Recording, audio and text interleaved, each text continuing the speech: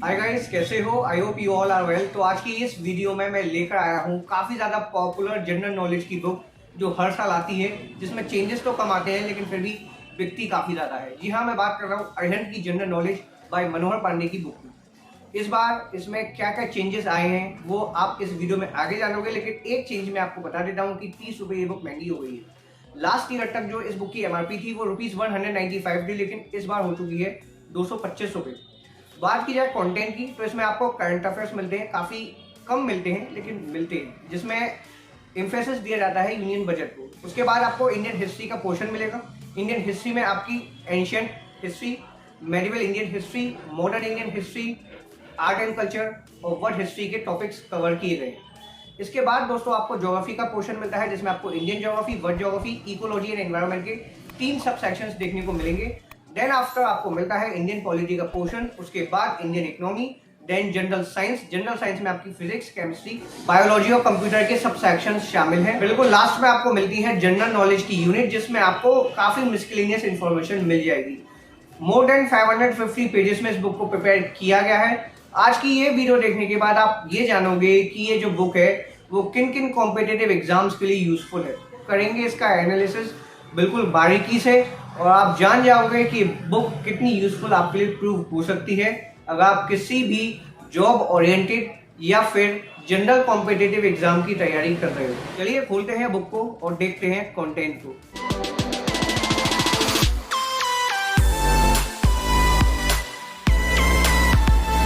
आपका ज्योग्राफी का पोर्शन रहता है इस बुक का। सबसे पहले आपको वर्ल्ड ज्योग्राफी कवर की ही मिलती है। फिजिकल ज्योग्राफी के बारे में बताया जाएगा। ज्योग्राफी की जितनी भी ब्रांचेस हैं उनके बारे में आपको पता चलेगा और स्टार्टिंग में आपको डेफिनेशन भी मिलेगी। यूनिवर्स के बारे में आपको इन्फॉर्मेशन मिलेगी। सोलर सिस्टम के बारे में बताया जाएगा। सोलर सिस्टम के ओरिजिन को लेकर जितनी भी थ्योरीज हैं, जितनी भी हाइपोथेसिस हैं, उनके जो प्रपोनेंट हैं उनके बारे में पता चलेगा इस टेबल के माध्यम से। यूनिट्स ऑफ डिस्टेंस आपको बताई जाएंगी। एक डायग्राम भी आपको देखने को मिलेगा जहाँ पे आपको सन की लेयर्स के बारे में इन्फॉर्मेशन होगी। प्लैनेट्स के बारे में बताया जाएगा। प्लैनेट्स के क्लासिफिकेशन भी आपको यहाँ पे देखने को मिलता है। एक कॉम्पेरेटिव स्टडी मिलेगी of the planets of solar system. उसके बाद दोस्तों आपको अर्थ के बारे में कुछ इन्फॉर्मेशन मिलेगी, जैसे कि आप देख सकते हैं कि आपको टेबल मिलती है जहाँ पे आपको अर्थ की जियोलॉजिकल हिस्ट्री पता चलेगी। इसके पश्चात दोस्तों आपको और भी डायग्राम्स, फ्लो चार्ट्स देखने को मिलेंगे। एक डायग्राम है आपका ये रिवॉल्यूशन ऑफ द अर्थ, और जो डिफरेंसेस रहते हैं अर्थ के रोटेशन और रिवॉल्यूशन में वो आपको इस टेबल के थ्रू समझाए जाएंगे। एक्लिप्स के बारे में बताया जाएगा, एक्लिप्स कब होता है, कैसे होता है, एंड देन अर्थ के इंटीरियर के बारे में आपको जानकारी मिलेगी। उसके बाद दोस्तों आपको एंडोजेनिक और एक्सोजेनिक फोर्सेस के बारे में बताया जाएगा। फैक्टर्स जो अर्थ के क्रस्ट के फॉर्मेशन को अफेक्ट करते हैं वो आपको बताए जाएंगे एक फ्लो चार्ट के रूप में यहाँ पे दर्शाया गया है। अर्थक्वेक के बारे में आपको इन्फॉर्मेशन होगी। लैंड फॉर्म्स के बारे में आपको बताया जाएगा। फिर आपका ये स्ट्रक्चर ऑफ द एटमॉस्फेयर, एक फिगर देखने को आपको मिलती है। एटमॉस्फेरिक प्रेशर के बारे में बताया जाएगा। तो वर्ल्ड ज्योग्राफी का पोर्शन काफ़ी अच्छे से कवर किया गया है इस बुक के अंदर। ये आपको कॉन्टिनेंट वाइज कुछ इन्फॉर्मेशन और मिल जाएगी, जैसे कि Australia, Antarctica, Europe, Asia, north America, south America. उसके बाद दोस्तों आपको फिर इंडियन ज्योग्राफी देखने को मिलेगी। यहाँ पे आपको कुछ क्विक इन्फॉर्मेशन भी मिल जाती है इन द फॉर्म ऑफ टेबल्स, जैसे कि आपको ये हिमालयन माउंटेन पीक्स के बारे में बताया जाएगा। Mountain peaks in India, difference between भांगर एंड खादर, ये सब चीज़ें आपको कवर की ही मिलेंगी। तो ज्योग्राफी का पोर्शन इस बुक के अंदर काफ़ी अच्छे से कवर किया गया है। ये आपको यहाँ पे एक टेबल देखने को मिलती है जहाँ पे आपको फॉरेस्ट इन इंडिया का टॉपिक मिलेगा। यहाँ पे आपको फॉरेस्ट टाइप, उनका डिस्ट्रीब्यूशन, क्लाइमेटिक कंडीशंस, कैरेक्टरिस्टिक्स और स्पीशीज़ के बारे में जानकारी हासिल होगी। इसके पश्चात दोस्तों आपको एक मैप भी देखने को मिलता है जहाँ पे आपको इंडिया में जो सॉइल्स का डिस्ट्रीब्यूशन है वो समझाया जाएगा। इंडिया में जो कृषि होती है उसके बारे में भी आपको जानकारी मिलेगी। तो ज्योग्राफी का जो पोर्शन है वो काफ़ी अच्छे से कवर किया गया है। इसमें आपको सभी तरह की जानकारी मिल जाती है। और अगर मैं बात करूं कि इसमें आपको क्या क्या कवर क्यों मिलता है, तो आप ये मान के चल सकते हैं कि क्लास 6 से लेकर क्लास 12 तक की ज्योग्राफी के जितने भी टॉपिक्स हैं वो सब इसमें कवर किए गए हैं। और एंड में दोस्तों आपको मतलब थ्योरी कवर होने के बाद आपको मिलते हैं questions in the form of facts. यहाँ पे आपको टोटल 85 क्वेश्चंस मिलेंगे और उन सभी क्वेश्चंस के आपको आंसर्स मिल जाएंगे साथ के साथ। इसके बाद दोस्तों आपको ये इंडियन पॉलिटी का पोर्शन मिलता है। यहाँ पे भी आपको टॉपिक वाइज इन्फॉर्मेशन मिलेगी। कॉन्स्टिट्यूशन के जितने भी पार्ट्स हैं वो आपको यहाँ पे मिलेंगे इन the form of table. Evolution of states and union territories, fundamental right, citizenship, तो कुल मिला के आपको ये सभी टॉपिक्स कवर हुए मिलेंगे। इस बुक की सबसे ज़्यादा खास बात ये रहती है कि बेशक आपको इन्फॉर्मेशन इन डेप्थ मैनर में मिले या ना मिले, लेकिन सभी टॉपिक्स को कवर किया गया है। ऐसा नहीं है कि कोई टॉपिक इन्होंने छोड़ दिया जो इंपॉर्टेंट हो सकता है किसी भी general competitive exam point of view से। फिर आपको एक ग्लॉसरी मिलती है इंडियन पॉलिटी के पोर्शन के बिल्कुल लास्ट में, और उसके बाद आपको मिलते हैं फैक्ट्स यानी कि फ्रिक्वेंटली आस्क्ड क्वेश्चंस। 71 क्वेश्चंस मिलते हैं अलोंग विद देयर आंसर्स। फिर आपका इंडियन इकोनॉमी का पोर्शन स्टार्ट हो जाता है। यहाँ पे आपको इकोनॉमी के बारे में बताया जाएगा, प्लानिंग के बारे में बताया जाएगा, और इनकम के कैलकुलेशन से रिलेटेड आपको काफ़ी सारे मैट्रिक्स भी समझाए जाएंगे, उनके फॉर्मूलेस भी आपको देखने को मिलेंगे, जैसे कि जीडीपी का कैलकुलेशन कैसे होता है, पर्सनल इनकम क्या होती है, एचडीआई यानी कि ह्यूमन डेवलपमेंट इंडेक्स के बारे में आपको बताया जाएगा, और एचडीआई की वैल्यू की क्या सिग्निफिकेंस है वो भी आपको बताई जाएगी।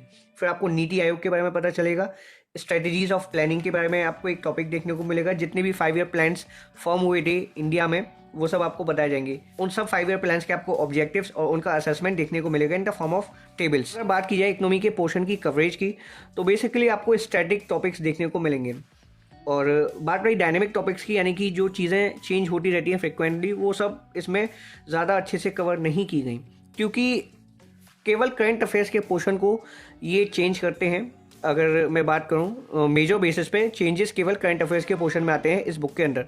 बाकी आपको ज़्यादा कुछ changes in terms of content देखने को नहीं मिलेगा। मैं यहाँ पे स्टैटिक कंटेंट की बात कर रहा हूँ। स्टैटिक कंटेंट में आपकी Indian economy, history, geography, polity, general science के टॉपिक्स आते हैं। फिर आपको यहाँ पे ये इंडियन फिजिकल सिस्टम के बारे में बताया जाएगा, इंडिया में जो टैक्स स्ट्रक्चर है वो आपको पता चलेगा। ये आपको committees on various sectors of Indian economy ये के टेबल देखने को मिलेगी, कमेटी और उसके सेक्टर के बारे में आपको जानकारी मिलेगी। फिर आपको ग्लॉसरी मिलती है, यहाँ पे आपको इंपॉर्टेंट इकोनॉमिकल टर्म्स की डेफिनेशन देखने को मिलेगी, और बिल्कुल लास्ट में आपको मिलते हैं फैक्ट्स। कुछ क्वेश्चंस मिलेंगे, टोटल 61 क्वेश्चंस हैं और सभी के आपको आंसर्स मिल जाएंगे। इसके बाद आपका ये जनरल साइंस का पोर्शन है, यहाँ पे आपको फिजिक्स, केमिस्ट्री, बायोलॉजी और कंप्यूटर के पोर्शन देखने को मिलेंगे। डायग्राम्स, ग्राफ और इक्वेशंस ये सब चीज़ें आपको मिल जाएंगी फिजिक्स के पोर्शन में।